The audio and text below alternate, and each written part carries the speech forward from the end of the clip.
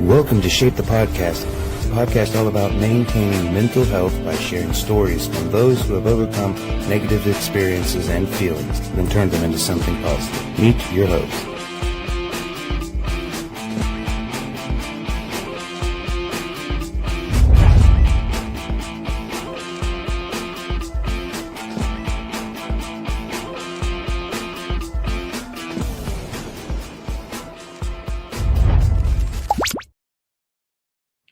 Hey, what's up, everybody? Welcome to another episode of Shape the Podcast. FYI, this is a taped episode, so when you do watch this episode is actually taped. But man, welcome to another great episode. And also, by the time you watch this, you would have already seen it. We're 2 years old. Imagine that. 2 years of podcasting, 2 years of sharing hope and positive energy. It's crazy.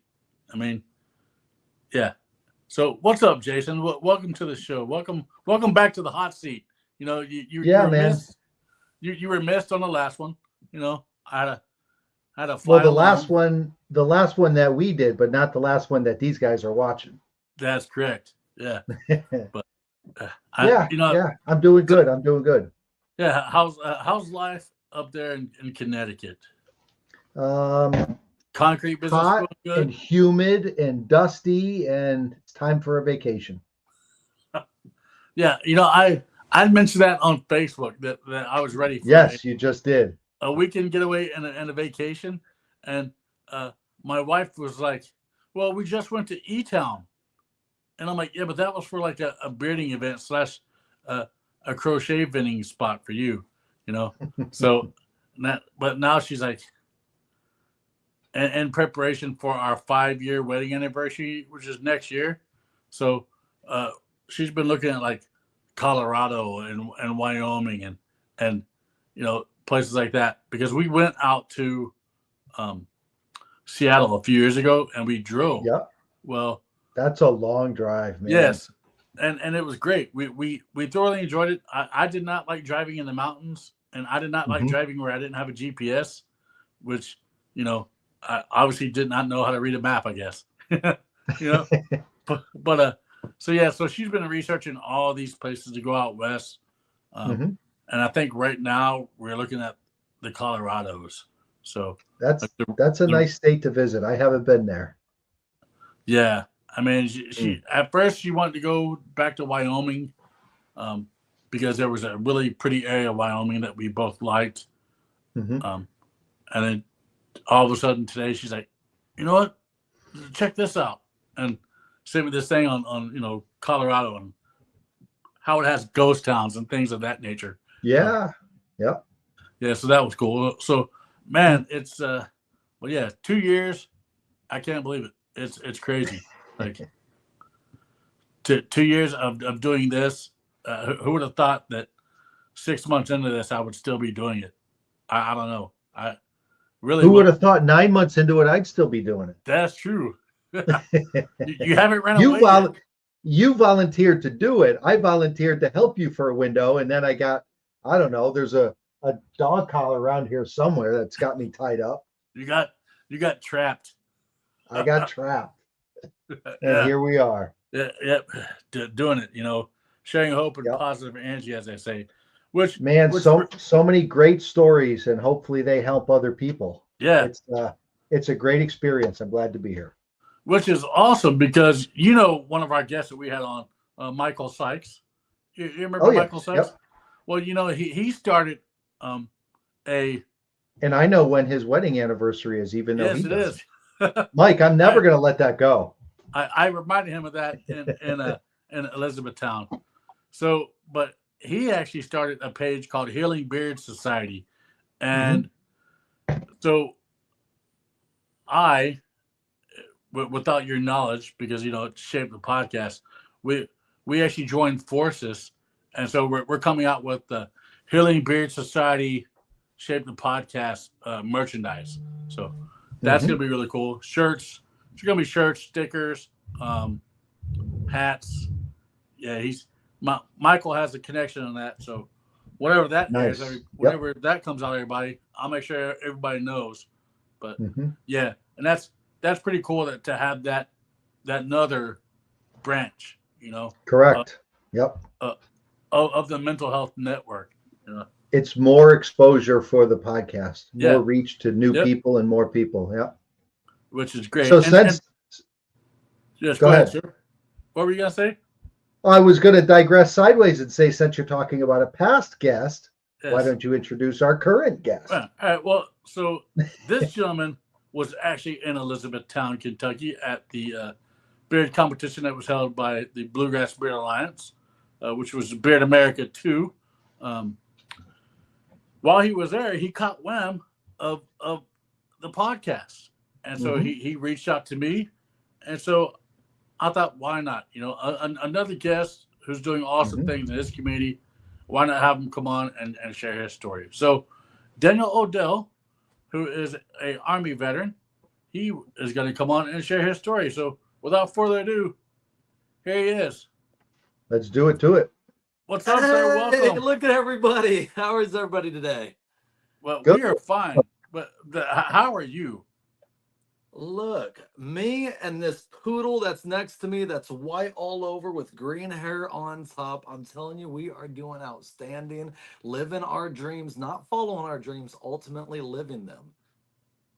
I mean, that's really what it's all about, So living life to the fullest, or as full as you can, So first of all, man, I'd like to thank you for reaching out, and I was like, who is this guy? Like, he heard about the podcast in E-Town, but who is he? Like, so, I of course, like every good podcast person, did my research, and discover that you are a veteran of the U.S. military.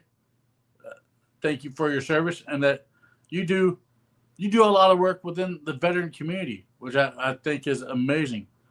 But before we really get into your work, let's talk about your story. So wherever you want to begin, man, begin. And if Jason comes up with some questions or I come up with some questions, be prepared to answer them.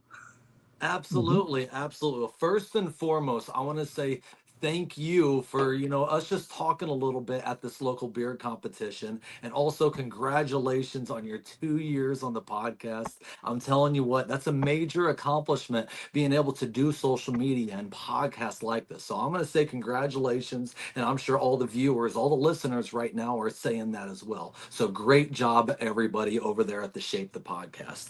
Now, when we jump into my story, I'm gonna really start off when I was born. When I was born, my mother and father, they were together, and my father struggled a lot with different types of addictions. And during that time, we were really, really poor.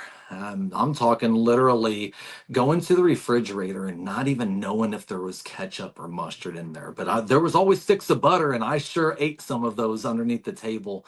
And that's where I got the nickname of Butter, for a little bit of my life, because we were literally that poor growing up.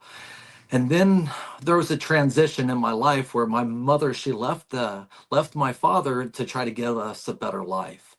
And during that transition, she went through a lot of different types of things in her life, that any mother would go through, different types of struggles. And during that time, unfortunately, I'm going to say it very bluntly, I was abused in multiple different ways. I'm talking physical, verbal, sexual, and mental. And it was very hard for a lot of those years.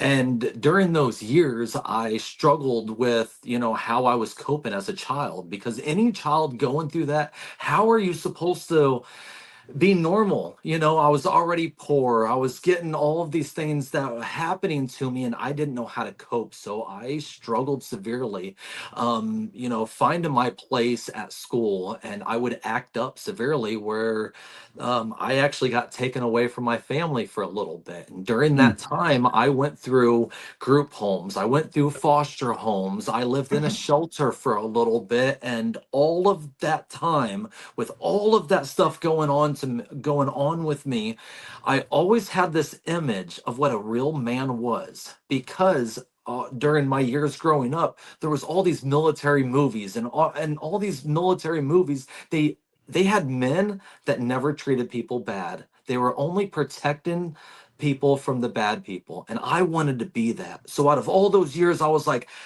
I needed a mentor, but I never had anybody who served. And Yeah. so I struggled and I struggled. And finally, I was like, you know what? That's going to be my mission one day. And I always thought of that.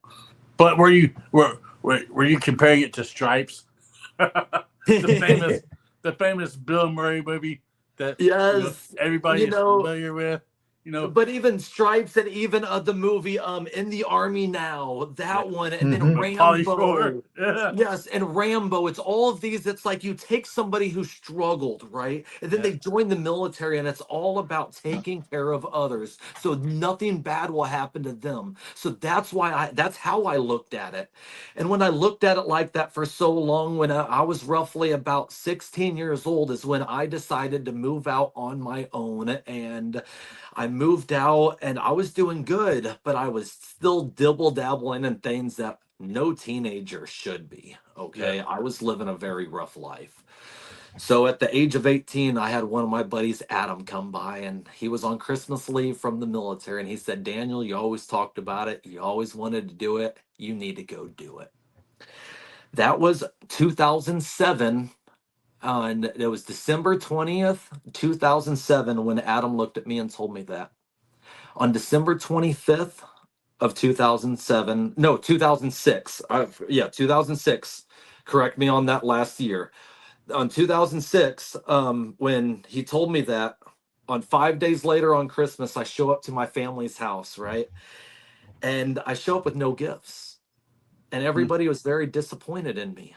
They either You knew, should have been the gift. You know what I'm saying? and Just showing up, just that's being the present. thing. That's the thing, right? I should have been the gift, and that's what my ultimate gift was. Is I was going to show up on Christmas morning and tell my family that I am literally going to join the army at 18 years old. Yeah. They all Now looked at me. that would not have been the gift, but yeah. They literally looked at me and laughed at me because of the rough life that I was going through. Yeah. And I got up, walked out, and I said that was December 20th when he told me to join. December 25th of the same year of 2006. January 4th is when I went into the recruiting. January 24th was my first day of boot camp. That's how quick I went, and I never looked back since. Wow. That's And what branch? I joined the Army, and I was in 92 Golf, a food service specialist, which my job was to boost morale and serve meals all around the nation and all around the world. And that's what I did. Fast. Now, if you guys have any questions about that before we jump into some military, I'm an open book. I tell my story because, number one, not everybody wants to tell their story or is ready to tell their story. So I let everybody know that you're not alone with what you're going through. And there's people like me who can give you a little bit of hope. And this podcast that give people inspiration to live their dreams. so 2000. So the first thing. That's crazy. Go ahead. And so let's when you walked into your house and you told your family that, what was the time that you'd seen your family before then? Like what was that time frame? Like had you been in contact with them prior, or was it one of these I'm gonna just show up and I'm gonna let everybody know type of things? No, so at the time, like I said, I went to my mom's side of the family because before, my mother left my father. Mm-hmm. And when I showed up to everybody, it was always a family tradition going to Christmas over at grandma's house. Every single year, you can either go to the dollar store and get a couple dollar store gifts. You can bake something. There's always something. You can make a card with a piece of paper. You should always do something. We always had that tradition. And when I shown up, and with the lifestyle that I have, they either knew that I was either going to be homeless, end up in prison, or dead, because of the route that I was on. They literally looked at me and they go, "You didn't bring no presents. Oh yeah, you're just going to end up dead. Who knows what you're going to do. You're probably just lying. Nothing's going to happen with you."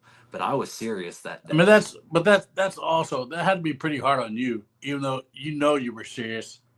to get that backlash from your family, because here's the thing, that them acting that way, that's kind of self-centered, that's kind of greedy, the way they were acting, saying, oh, you didn't bring a present, you didn't do this or that.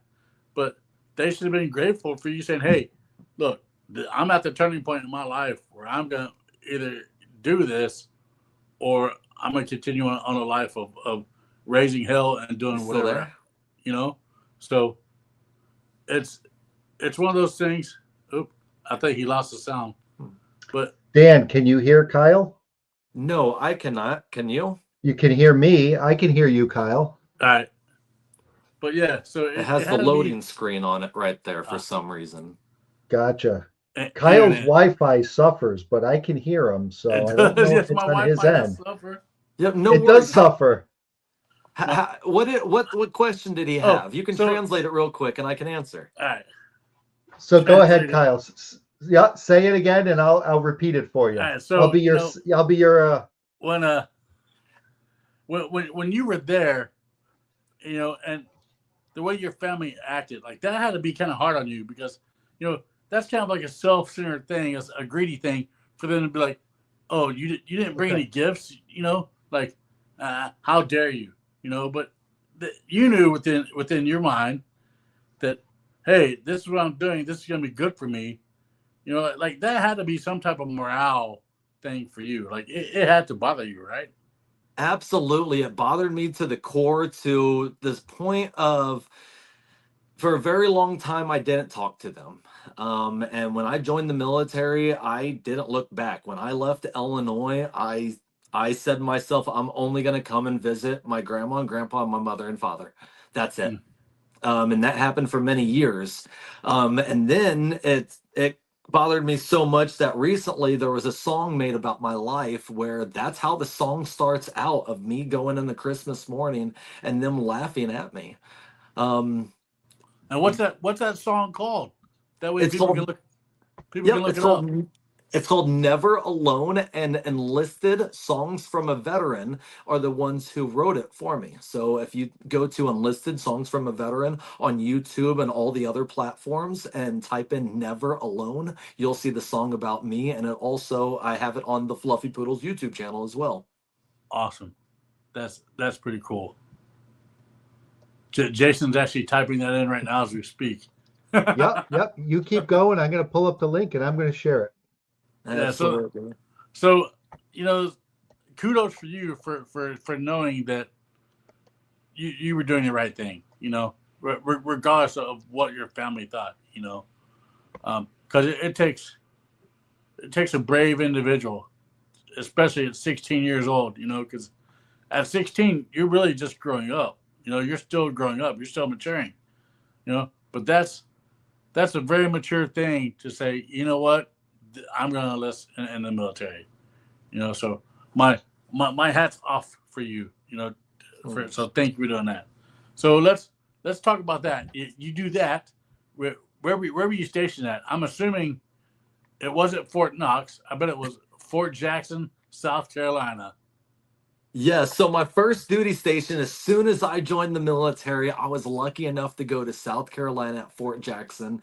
Some people call it Relax in Jackson because, it's some people said it's easier than others. But hey, I'm going to tell you one thing. I honestly thought that boot camp, or they called it basic training back then, I thought it was one of the easiest things I've ever done in my life because of all the difficulty that I went through. But let me explain this, and I always, every time I talk about basic training, Drill Sergeant Jan, and I hope one day he hears this and I get to meet him again, and I've always been searching, but Drill Sergeant Jan is the one who made me the man who I am today, because going through boot camp, and even before then, I thought I was a man until he taught me some lessons that I will say it, no more lessons needed, or no more words need to be said, but he kind of took me out back when I thought I knew everything, and he showed me that I don't know everything and humbled me a little bit. Yeah. And he's the one who made me who I am today. You're young, you were young. Yes, in your mind, you thought you were the cat's meow, Yeah, and you knew you knew the troubles that you had, but well, when you join the military, it kind of it takes hey, I'm a man now. I'm in the military, and then it's like then you get this rude awakening during basic training that no, you're still a little boy, you know, Hmm. like I, and I've seen stories and I've read stories of guys getting broke, because of that, Yes. and having that experience of them being broke, being like, oh wow, I'm I'm not who I thought I was. So yeah, hey, a little time in the sandpit never hurt nobody. All right. Oh no. But basic training, it was awesome. I was lucky enough to graduate and have a lot of my family there. And then I went over to Fort Lee, Virginia, where I learned advanced food culinary arts. And when I say advanced, most people when they go to AIT or their specific job training for the military, Hmm. some of it they go for a regular time. Since I had a little bit of experience double dabbling in cooking, I went through an advanced program where it was very condensed and I skated through really, really great. When I got out of AIT, I went over to Fort Drum, New York. Fort Drum, New York is all the way upstate of the state of New York next to Canada. A lot of people go there for some really cold weather training because it snows so much there. Yeah. Um, I was there for about 30 to 60 days. And then I met my wife and we got married there. And then I deployed to Iraq shortly afterwards. Oh wow, Um, that had to be an interesting experience, because a you're over in Iraq, so not only are you a cook, but mhm. you also had to learn to defend yourself. Hey, you can throw a potato, but it ain't gonna it ain't gonna stop nobody. You know. Absolutely. What's wild is I was aviation, and the battalion that or the company that I was with, nobody had to leave the wire. Nobody had to go out and see any combat. Nobody had to do anything. Majority of them literally stayed on base. We had other people protecting and stuff. And a lot of them never ever were, seen around or had to pull a trigger or anything like that. But let me back up a little bit more. Is when I was in the military, I knew that there was something more that I could do. Mm. I was the only cook in my whole company that left the wire and volunteered to go on missions. I was one of the very few individuals in my whole company to do that as well. I flew, I was lucky enough to fly all around to southern Baghdad to northern Turkey. And then where I've seen a couple things, and I also suffer from some PTSD and some anxiety because how is it that a cook like me left the wire, but not with all the equipment I was supposed to have on. And then Oh all the training that I should have had before we went, because yeah, again, none of us had to go anywhere. I yeah. volunteered to go out there because I knew I'd. Here's going back to cooking, right? When soldiers come through the line, it's more than just coming through a line. It's more than just giving to them food. We have to actually understand these people. Sometimes it's their last meal that we're serving them that they'll ever have, and we Hmm. know that certain meals are last meals. Like I'm not even going to talk about it because yeah, the what type of meal. But Yeah. there's some type of meals that we serve, and it's their last meal because they're going on a dangerous mission and they may never come back. If So if if I you're having wanted to steak and understand that. potatoes, if you're having steak and potatoes, then you know that yeah, that's that's one of those things, because it was rare to get steak and potatoes in the military. Yeah. Yeah. So it's one of those. I wanted to understand these soldiers a little bit more, Yeah. and when I was in Iraq as well, I had an injury with my body that was not caused from anything during combat or anything. All I right. had an injury, and then I had to get medevac to a bigger base. When I was at that bigger base, I saw and heard some things that I'll never forget. That medic area was quite intense, I will say, and Yeah. that's where I suffer from some PTSD.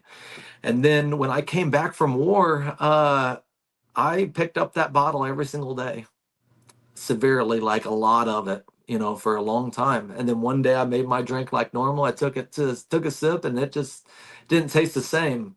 But I still had struggles. Still had a lot of struggles that I hid for a very long time. Outside of those struggles, I didn't know how to cope with them. And the only thing that I would do in the military is literally mission first, and that's the Army first, not my wife or my kids, but the Army and soldiers first.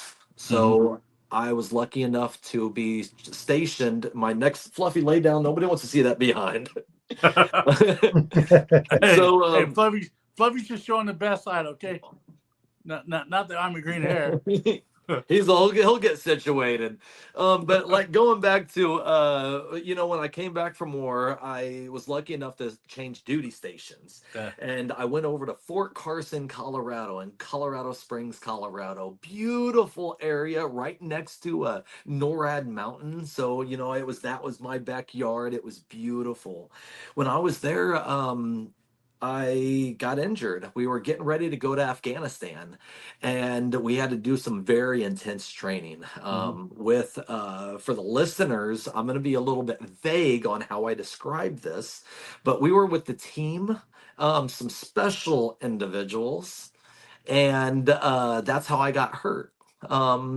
We were working with them to really train to do some special things over in Afghanistan, and I fell during a training mission where I broke my neck and my lower back.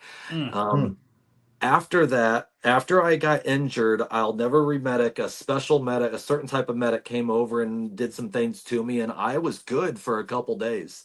The next thing you know, I lifted up a kettlebell and I fell immediately. After that, I tried to hide my injuries because I wanted to go to Afghanistan with my soldiers. I trained with them for a year, and I was ready to go to combat, and I wanted to actually, go do some wild things that we trained over and over. And how was I going to leave them into combat, knowing that some weren't going to come back? Because I knew that the missions that they were going on.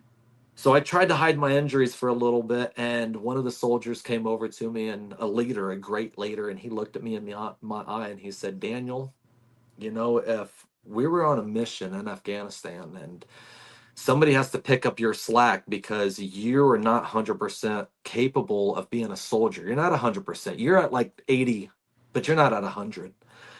And he goes, "Actually, you're not even at 80, but let's just say 80. And I go, "Come on now, And he goes, "But seriously, if that soldier died because he has to pick up your slack, you'll never be able to live correct the rest of your life." And that hit home to me.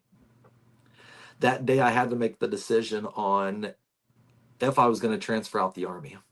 Yeah. So I went to the medic and I made that decision on that is correct. If I'm not capable, if I'm not 100%, then you need to transition out because we need 100% soldiers to go do the mission correctly. Which I'm surprised that with your injuries that they were even remotely going to think about having you even go over, Well, so I never went to the medic. I would always go and be like, my neck hurts. And then I'd always hold up my helmet with my body armor. Oh, yeah. Because, the neck armor then. So you never disclosed it simply because you knew what, had you disclosed it, you knew what was going to happen. So I went to the medic and he looked at me and he goes, "I'm not, if I record this, your career's done. Yeah. Or you can walk away right now and you were never in here."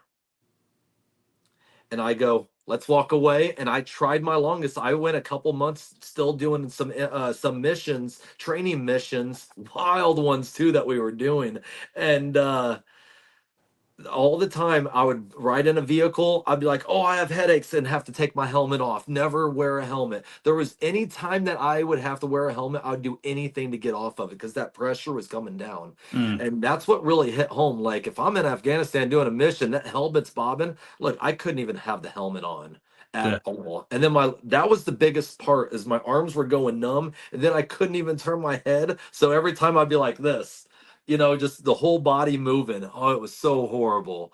But during that transition, I When I asked the medic, I said, "Hey, I went back to the medic and was like, hey, after the soldier, a great leader said, I can't continue like this." I went to the medic and was like, "It's time for me to transition." Yeah.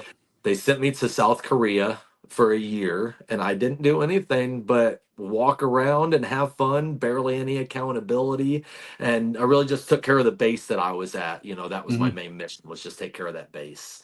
And then I came back to Fort Knox after South Korea, Fort Knox, Kentucky, where I transitioned out the Army at the Wounded Warrior Battalion, where they took very great care of me. And now I'm a disabled veteran.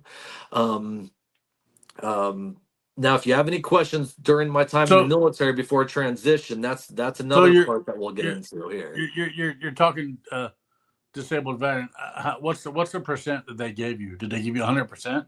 Yes, I am 100%, Okay, but I also suffer from a lot of different disabilities. Those are the main gotcha. ones that I talk about. Uh, Mhm. well, when you were in and you were there in Colorado, your wife was with you. What did what I'm sure you were like, I don't want to be a disappointment to my wife, but she also Mm, understood. I'm sure she understood. You know, and but absolutely. it's hard because when we're men, what's one thing we don't want to do? We don't want to disappoint those who understand us and those who love us. Unlike Jason, he probably disappoints his wife every single day, but she's used to it. Yeah, it's status quo usually. But it's that had to be hard, right there because yeah, going to the doctor there, but was probably a whole lot easier than going to your wife.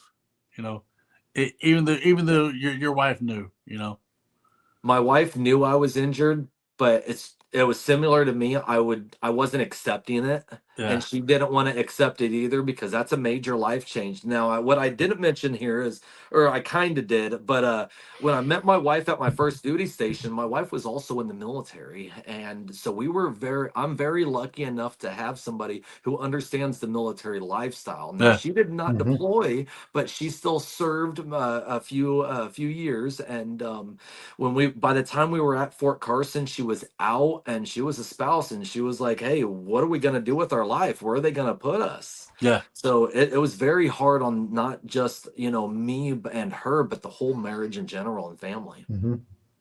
yeah, and that I'm sure that probably broke your mental psyche, because that's that's one of those things. It's like, and people need to understand that unless you're there, you don't know what these guys and girls go through. I mean, for you, that's all you knew. Was the military. You either knew the military or you knew the 16-year-old Daniel who was doing things and Yeah. whether it be drugs, alcohol, or running around with the wrong people. You know, so that's all you knew. So of course, yeah, I could see to where it would have been like, all right, this is all I know. So that Yes. transition, I'm sure, had to be pretty difficult. Because you're transitioning from the military to civilian life, and we know that um, sometimes that's a hard transition. When you're in the military, you're in charge of millions and Yeah, billions of dollars of equipment and humans, yeah, personnel. And when you get out the military, it's like, you can't even get a job at the gas station. And when you do get a job at the gas station, they don't even trust you with a $500 credit card, a business credit yeah, card. And you're like, I don't understand. I spent 7.5 years in the Army. And when I get out, I can't find employment. yeah. It's very difficult and it's very humbling. And you question, like, who am I? Just last week I was a hero, and now this week I'm a zero, and nobody wants to hire. But So this is why we struggle. yeah, I mean it's hard because you don't think about that. In the military they teach you one way, but they don't teach you. And yes, they make you go through transitioning classes. Like you got that 2 week period, but they don't teach you how to live on after your career's done. Like they don't teach you that. So that had to be pretty rough. And I mean, I couldn't imagine. Um, it's knowing that, yeah, you're out, Hmm. but you'd rather be in than being out because you're outside that military wall now. There's nothing that you can do in your life. So I'm sure that those struggles for you, and with the struggles of the PTSD, things of that nature that were brought on by the military, I'm sure that weighed down on your mental health a lot. Absolutely. Now, You when know. I was transitioning through the Wounded Warrior Battalion to get out the military, I was lucky enough to meet an organization that taught veterans how to go fishing. Mm. Okay. And took them out like once a month. And during that time, the guy, he had some sponsors, right? And he said, "You can get paid to go fishing." And it blew my mind. I go, I think I can do this. So he taught me a little bit. And during my transition, I tried to be a professional bass fisherman because I couldn't find employment. I literally applied just about everywhere here in town, the surrounding towns. Yeah. And it's either nobody wants to hire a disabled veteran that's constantly at the VA multiple times a week and with the service dog, and arms are constantly going numb, and all of these things are going on. It's just, I said, what can I do? So I just started dibble dabbling into everything. And during my professional bass fishing career, it was very difficult. I was traveling, trying to get through my disabilities without any surgeries at the time. Mm. The only thing that the VA was doing for me is giving me a lot of medication, and it made me a zombie, and it made me very mentally unstable to the Yeah. point where I thought about suicide multiple times. At first, just multiple times a day, and then it got so severely where I thought about suicide every single second for many, many months, Mm. until I couldn't handle my pain anymore, my pain mentally and physically. And when I say physically, before, the people who can see this podcast, watch how much I move my neck. The people listening, I couldn't even move my neck left and right, not even a centimeter, or up and down before my surgery. My arms would go numb immediately. I couldn't feel my fingertips. So if I tried to do a desk job, they were going numb. And when I was fishing on the professional level, they were constantly hurting, and I just couldn't take it no more. And I just didn't want to take pills and think about the mental instability Yeah. that I was going through. So I looked right at the VA doctors and I said, "You better change me one tiny percent, or I'm going to end my life." And the Mm. doctor said, "Okay, we're going to do a surgery," because I already exercised all the other things that they were going to do for me. And during the surgery, I looked at him right in his eye before going in. I said, "Please change me." And he says, "I promise you I'll do a little bit." And I said, "Well, if not, I'm really going to wake up and goodbye." I woke up and I go, "I feel my fingertips. Thank you." It was shortly after that I got my service dog, who's right next to me, a standard poodle. So yeah, let's talk about that real quick. Hmm. Because a standard poodle as a service dog, you don't you don't see that, you know, and B, you don't see that. So let's explore that. Like, how did you come across a poodle for a service dog? So I found an amazing organization in Chicago, Illinois, Canines for Veterans, and they provide service dogs for disabled veterans like myself. And at the time, they had a couple dogs ready, but they said, so I'll back up real quick. For to get a service dog, you don't actually get to pick them. What they'll do is they'll train about 3 to 5 or a couple for you and your disabilities, Mm-hmm. and you hope that they cool mitigate your disabilities and help them out, and then be able to adapt to your lifestyle, right? So, sorry, I got like I lost my train of thought there for a second. So to All adapt good. to your lifestyle, and Yeah. then so the organization that I got them from, I go in there and they're like, "All right, we have some dogs ready." So I go in there and the first dog comes running out, and it was like a lab, I think, and it was a little crazy. I mean, that dog was hyper. It helped me with my disabilities, but that dog was just not ready for me. Okay. Yeah. The next one comes running out, and it was very similar. It wasn't as hyper, but it sat down next to me, and but we just didn't link all the way. So I'm sitting on this couch, and he goes, or I was sitting in a different room at first. And I go into this other room and I sit down on the couch, and next thing you know, this dog comes running out, a big old fluff ball of white. And it's a poodle. And immediately the first thing out of my mouth is no, no, hard no.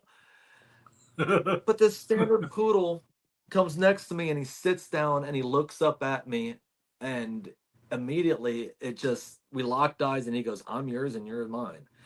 And I'm still in my head like, you're not a manly dog. I don't want you. You're a poodle. Like, what army veteran wants a poodle next to him, Yeah, right? yeah, But yeah. at the time, I know nothing You're about the thinking, history of poodles. you're thinking, give me my German Shepherd. Give me give me A a lab. Malinois. Give me a man's dog. Yes.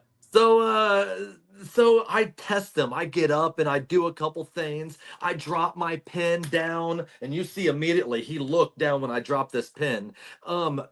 And I tested him, and he picks it up, and he's still doing all the things perfectly that I need him to do for my disabilities. Yeah.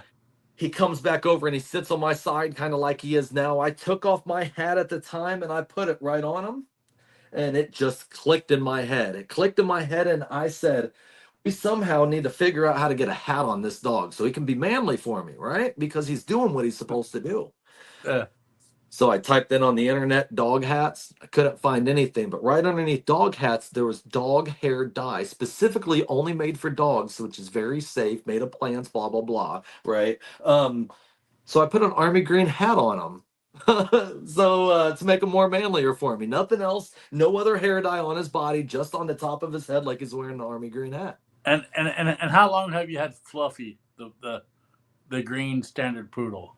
So I've had him a little over 5 years, and we've ever since we've gotten together, we've just always documented our life. And speaking about documented our life, when I first got him, I got him in Chicago, and since I live in Elizabethtown, Kentucky, that's a 5-hour drive. I had to go up there for training all the time, and when I wasn't going up there for training, they required me to video every single day what we were doing and to upload it for the trainers. Yeah. And then the trainers told me, you need to put this on social media or something. So one day, our very first video on YouTube, on the Fluffy Poodles YouTube channel, you'll see our very first video. We did not know what we were doing. We did not know anything, how to film, how to talk in front of a camera, how to do absolutely anything. But we sat down that camera and we started filming. And I started getting a message saying, Daniel and Fluffy, thank you. You're helping me with training. You're helping me by letting me know that you're going through these disabilities and this surgery, but you're still living your life.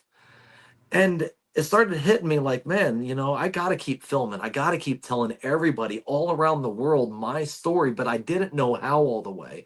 And I wasn't honestly ready. And I was going through some other health things at the time, where I was actually in this room that I'm at right now. I was going through some health things, and I was going in and out of consciousness with the health problems that I was going through, where I had to call 911. When I called 911, I had my service dog next to me, and all I remember to this day is the lady on the phone going, hello, are you there? And I immediately just, hey, my address is blah, blah, blah, blah, blah. My phone number is this, this, and this. And then I'd go back out. And then I'd come back and go, my name is Daniel Dell, and just repeat it over and over. And the next thing you know, the ambulance come rushing in the house, and they put me on the stretcher. On the way to the hospital, this is where my life changed. Everything just goes into a tunnel, and I fade out of consciousness. And what I heard and what I saw was the most precious thing ever. I heard a voice say, it is not your time. Live your life. And then I saw every single important thing to me. And when I say important thing, it was not what I thought was important. It was the true memories that made me smile from ear to ear, and every person that I truly love and meant something to me in the world. I wake up, and the lady goes, and the paramedic was about to shock me, and I go, wait. It's not my time. I got to live my dreams. She looks right at me and goes, I don't know what just happened, but this is wild. You need to go to the emergency room. I go to the emergency room. everything was good for a little bit. We had some, emergency surgeries and everything, but Yeah. I come back out, and to that day and to this day forward, I continue to live my life with the biggest smile because tomorrow is not promised. And Yeah. I tell my story to ultimately let everybody know that, I've been through a lot. Yeah, I have. My challenges have been pretty wild, but it's still a challenge. A challenge is a challenge. And if Hmm. I can get through my challenges, past, present, and future, each and every one of you can too. So you can't compare my challenges to you or anybody else. Yeah. They're still challenges. And we are here to ultimately tell our story and let everybody know that you are never alone with what you are going through. Because of all those times that I thought I was alone, I wasn't.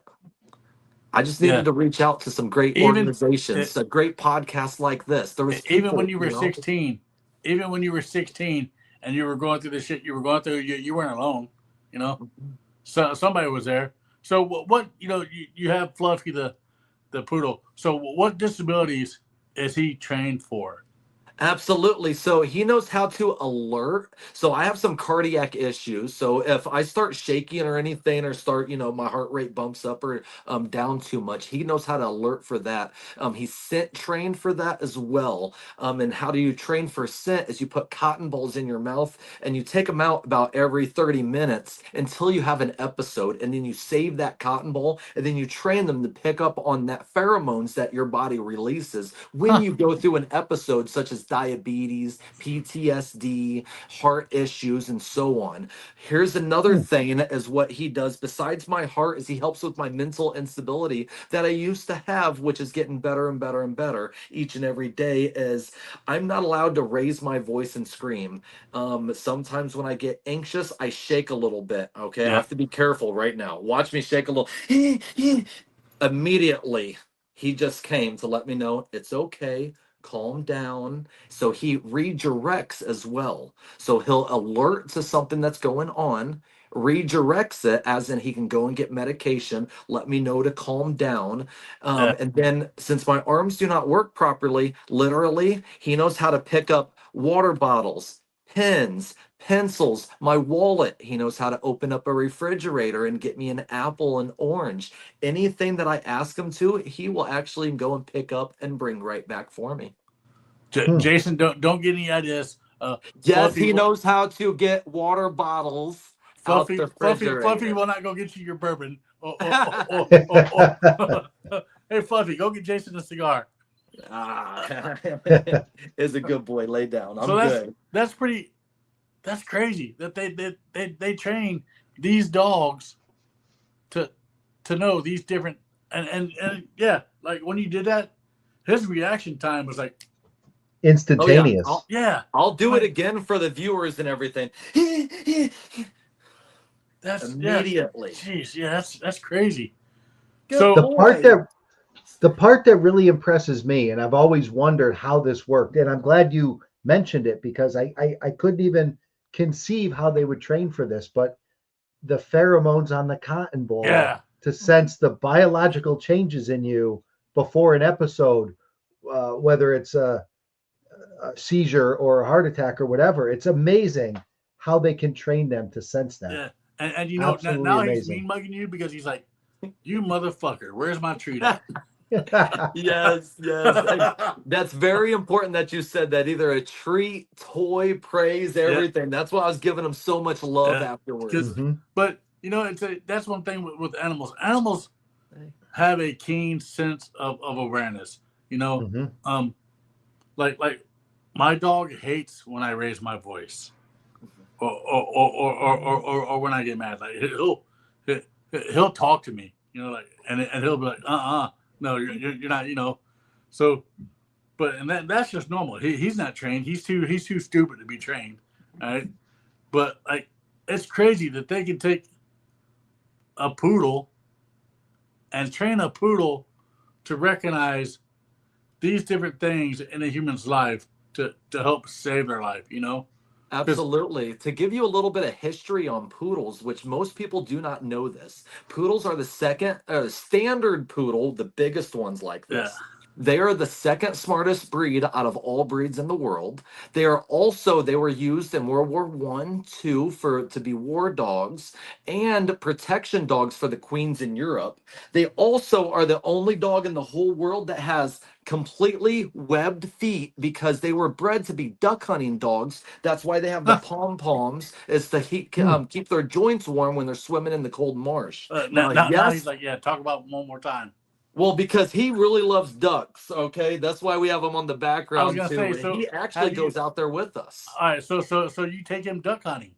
Yes, so I allow him to go everywhere that I go, literally everywhere. Nice. We've testified in Washington, D.C. together. We go hunting, deer, turkey, bear, you name it. We do it literally together everywhere. But do you let the fluffy poodle retrieve your ducks? Absolutely. There's many pictures on our social media and some duck hunting videos on our YouTube channel as well. That's awesome. So look, dual purpose, right? So he's not only helping with your mental stability, he's also helping with your hunting. Okay. Absolutely. It's very difficult to get a dog that knows how to differentiate because most dogs, it's either their hunt drive is only good or their service to, a disabled individual is perfect. But he's so good. He's got the title of Service Dog of the Year in the U.S. Veterans Magazine. This dog is literally squared away with all the things that he can do. So, you're down in E-Town, and actually one of the dogs of the year is actually from Louisville. I'm sure you've seen that dog, Absolutely. And that dog is an amazing. I don't know what type of dog he is. Is he a mastiff? Yes. So the one that you're talking about was through I believe, the Humane Society. Yeah, the Kentucky Humane Society. Yes. When he arrived there, he was emancipated immensely. Mm-hmm. But this dog got awarded a hero dog of the year, like either last year or the year before last. And and him and his trainer actually go out and help other people, which is what you're doing with the poodle. So what is it? Just a fluffy poodle, or does the fluffy poodle have a name? No, that is actually his legal name, is the Fluffy Poodle Odell. And it's also his social media handle. I was lucky enough when I got him, I always named him the Fluffy Poodle because I didn't know what to name him. When he came running out, he was just a big old fluff ball. And I was like, that's the Fluffy Poodle. And it just I just kept saying it over and over. And then when I started filming, I was like, I wonder if that's available online. Yeah. And nobody had it, so I locked that in quick. I was gonna say, I hope you got that. Well, could you get it copywritten? Yes, you can get it copyright and trademark as well. Because I was gonna say the man who knows everything about copyrights and trademarks is that guy right there. I know a little bit. Jason will copy and trademark anything as long as it helps his businesses. All right? Mm-hmm. Absolutely. And so, Jason, you might want to hook up with Daniel. I bet Fluffy could probably help your fishing there, sir. So you fish? Tell me. I think we're going to get some hair competition here between me and that dog, though. Yeah. I don't know whether I might have to go green for this. I mean, right now I'm sensing watermelon. That's what I'm sensing right now. Watermelon. He's well. Listen, pink and green. That's kind of like the rind and the inside. That's why I'm sensing watermelon right now. Mm-hmm. So watermelon. So, Daniel, you have this, and let's just talk about the first time you got Fluffy and you went out in public. I'm sure that all eyes were on you, and I'm sure it was very difficult to let people know, hey, this dog is working. Because a lot of people want to pet service dogs. A lot of people. And you've seen it. Even when they had their vest on, a lot of people will come and be like, can I pet your dog? Can I do this? Can I do that? And we touched on this briefly before we started, but share that story with everybody about how, somebody approached you to talk about Fluffy. Absolutely. So when anybody has a service dog, especially veterans, it's more than just a service dog. It helps you also get out of isolation. A lot of veterans live in isolation. So when you have a veteran like myself who struggles a lot and other individuals who are disabled, they can't just get out the house as much. And then when they get out the house, sometimes it's hard to talk to individuals. So when we get approached, sometimes it's like, hey, can we pet your dog? Can we do this? And it's like, well, what about us? Like, are you going to even ask us questions? Yeah. So again, at the beginning, a lot of people get irritated. You'll see videos all over the internet. It's like, don't touch my dog. You can't ask the pet and all of this. Hmm. Well, after I started doing a little bit of research on the ADA law, American Disability Act, and all the legalities with service dogs, there is nothing in there that says that you cannot ask to pet a service dog. Hmm. And when somebody said that to me, and when I found that out, I said, man, I'm going to use my voice to teach people and educate them the proper etiquette with a service dog. You Yeah. shouldn't be distracting a service dog, clapping and doing all that things and trying to call it over. But it is 100% okay to go up to somebody and be like, excuse me, can I pet your service dog? Because there's some days that I'm going to feel great and be Hmm. and tell you, yes, you can pet them. And then there's other days where I may not feel good and I may look normal and I'm going to tell you no. Yeah. And the people who can't respect that, I go, excuse me, there's just some things with my disability that my dog needs to focus on me. Now, not everybody wants to communicate a lot like that. So sometimes you would get individuals with a service dog who respond a little bit smartly, and then just veer away, or some don't even want to talk. So with the first time that somebody came up to me and I was rude to them, I really thought like, man, with people wanting to take our picture and wanting to video us, I can be an advocate. Why not be a positive light and show everybody and tell everybody, the good work that they do and how they help veterans like myself, and Yeah. turn just a little more positive. That's the ultimately what I tried to do, is turn a negative situation at first. Veterans living in isolation, the disability community that doesn't get out that much. How can I get them out and tell my story and educate the public at the same time?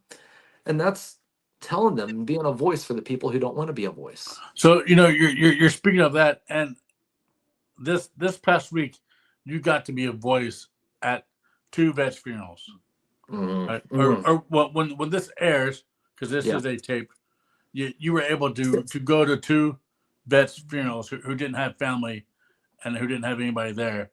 Um, when I saw those videos, it got me a little emotional because I'm like, wow, man, like that tells you how much people care.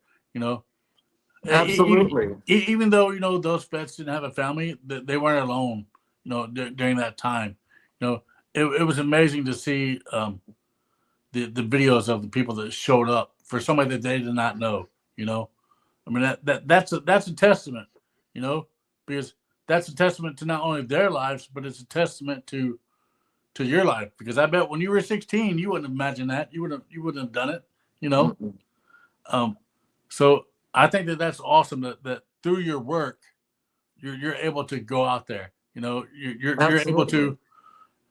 to do things like with the VFW, because we know that a lot of the VFWs, especially those who are younger, who have served, Mhm. they don't support the VFW like the older, and you've seen it.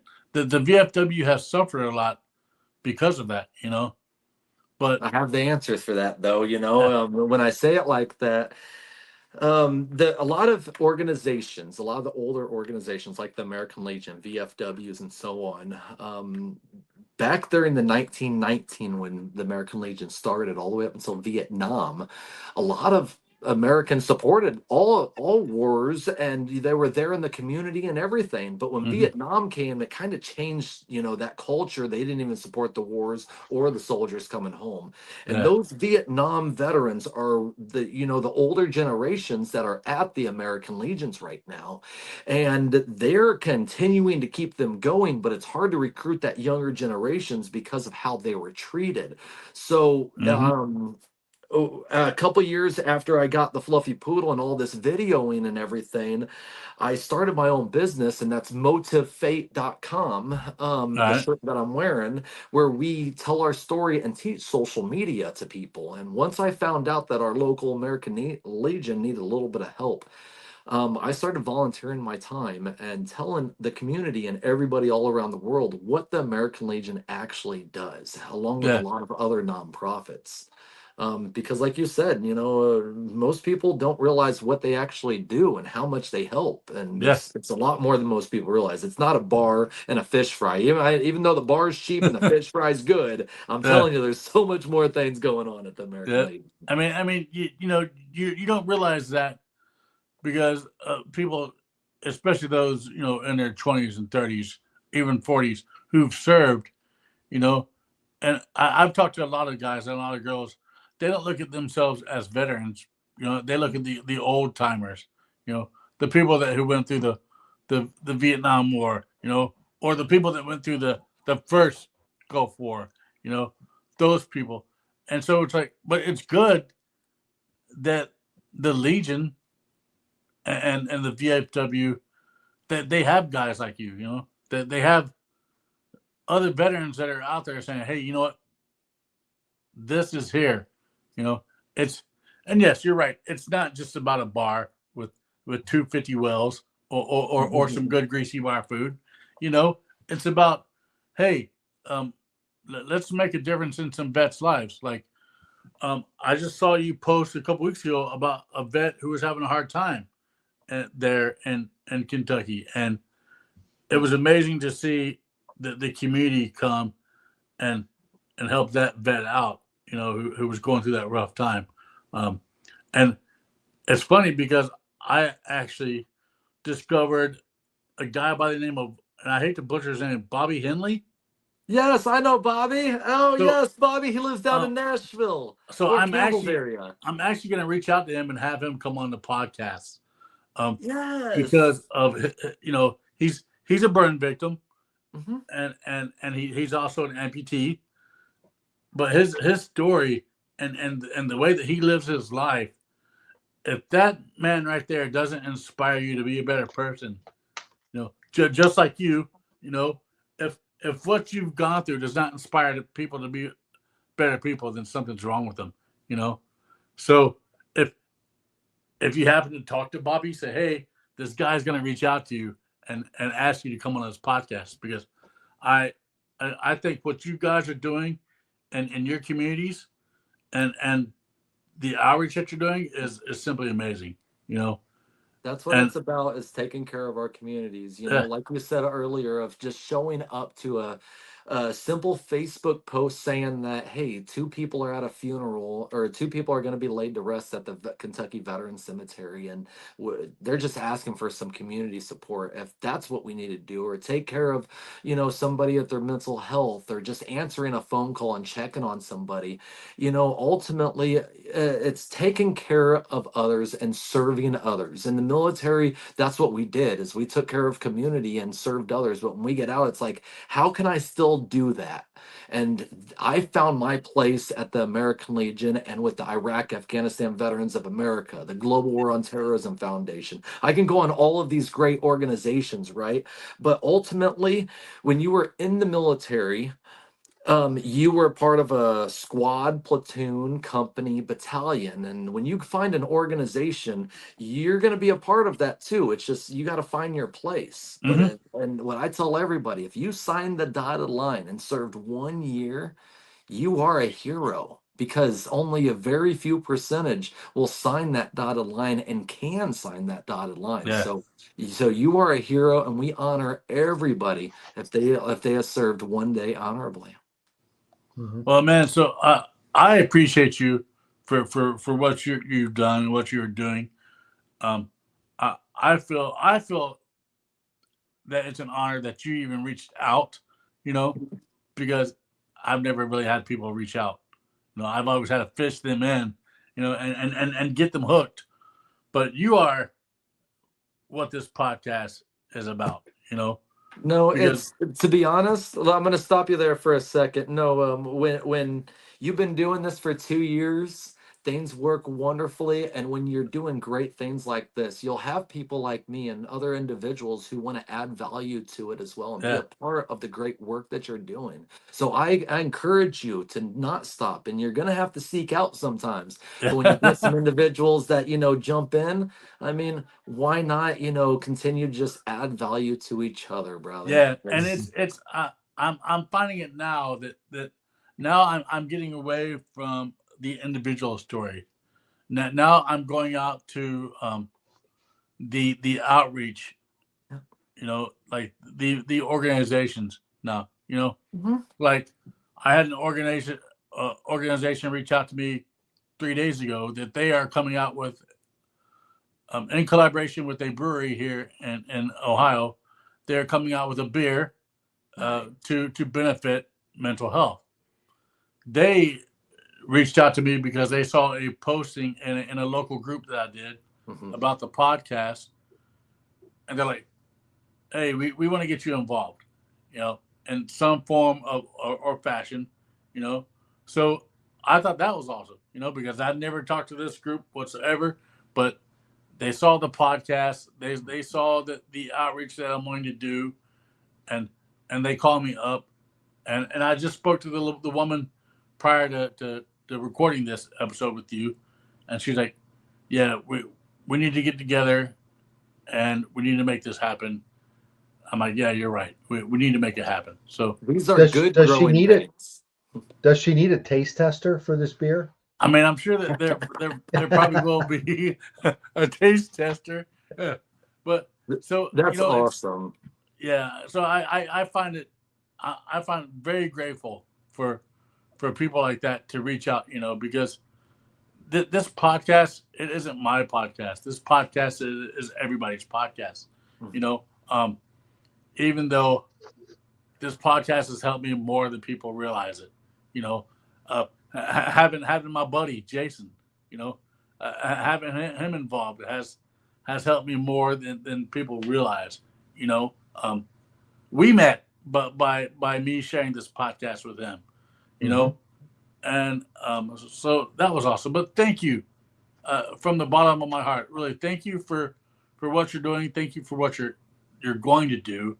You know, um, before we go, if people want to reach out to you and talk to you, what's the easiest way for them to do that? Well, first, before we jump into that, I want to say thank you to both of you for allowing me to be on this podcast, Uh, and all the listeners, who are hitting that thumbs up button, who are sharing this video, who are ultimately, letting everybody know the good work that is going on here. Again, thank you. Now, how can everybody get a hold of me? That's very, very simply, it's typing Motive Fate. Now, I didn't say motivate, okay? It's Motive Fate, that's MOTIVEFATE.com. yeah, which you will see at the bottom Motivate.com. of the screen, everybody. Absolutely. You can also check us out on multiple social media platforms. If you type in the three words, The Fluffy Poodle, that's right, The Fluffy Poodle, those three words. We are on YouTube, Instagram, TikTok, Facebook, and we may be coming out on some other platforms very soon, but that's a little secret that I can't say all the way. But with that I didn't being realize said, I didn't realize there were other social media platforms other than Facebook and Instagram and TikTok, which well, I'm not on Instagram. I'm not on Snapchat. I'm on Facebook and YouTube. All right. nice. But yeah, So so when I say other platforms, there may be other platforms that you may be able to stream things on, and all right, we may be collaborating all right, with all right. or with some things. I like this. Possibly a documentary in the works. I like it. Yeah. So We also, if anybody needs anything, and I encourage everybody, if you need anything, number one, you're not alone. Please reach out on all of my social medias and website. I respond to absolutely everybody. No comment, question, email, anything is unanswered because, again, you are never alone with what you are going through. Going back to my website, what is your motive to get to your fate? That's why I motivate everybody all around the world, because if you're struggling to understand your motive to get to your end goal, we'll help you out on that. So with that being said, motivefate.com and The Fluffy Poodle, those three words. well, I appreciate you, sir. I'm gonna kick it to the background as we wrap up. But man, again, thank you, and it's an honor to have you and the Fluffy Poodle here on Shape the Podcast. But thank you, Daniel. We'll be with you here in a moment. Thank you. Thank you. That was a great episode. So, before Another we great end, guest. yeah, man. So, before we end, Jason, how's everything with Livy? How's everything going with her? Well, at the time of this recording, which is first week of August, for a point of perspective for everybody following Livy's progress, she went to California to a mental health facility for treatment. Mm-hmm. I don't know the exact reason. I know what we were told, but she ended up leaving AMA and checked herself into another facility. So we were a little disappointed. We had lost contact with her for a day and a half, maybe 2 days. The facility didn't tell us that she walked out on them. So of course the police were involved, and she was a missing persons. And next thing we know, she calls us and tells us that she has checked herself into another facility in LA, which obviously we were grateful for. Mm-hmm. 2 weeks went by and she AMA'd herself from that place. So she is at another facility. I have my suspicions as to why she's getting to that 2-week threshold, and I have a feeling that it's probably due to the fact that that's when things are starting to get a little more real and a little more heavy in the discussion and the conversations that she's having with her treatment advisors. But she's leaving, but she's going back, right? She's not disappearing. She's not going into a manic state and we're losing her for a month. She's leaving and she's going to another place. So in her mind, she wants help. So all we can do is just support her the best we can and hope she finds the right place that works for her. Well, I'm glad that she went to another place, because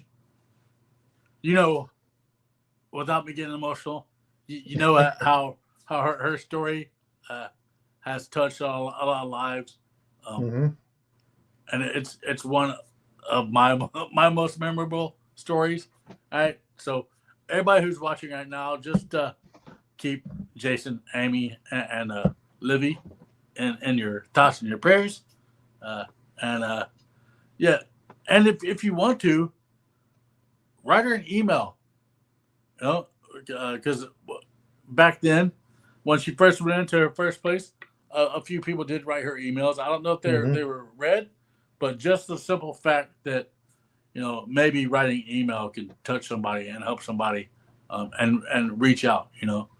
But so I'm glad you brought that up, because yes, I did reach out to a lot of people, and I've had amazing support from a lot of people that don't know her, but they know me and they know her story. And that night that we were meeting, doing a family session via Zoom with the counselor, she expressed her concerns that she wanted to leave that facility, and that email campaign, for lack of a better term, I know it made a difference, and I know it touched her, and it meant a lot to her. And she saw that there's support out there, whether people know her or not.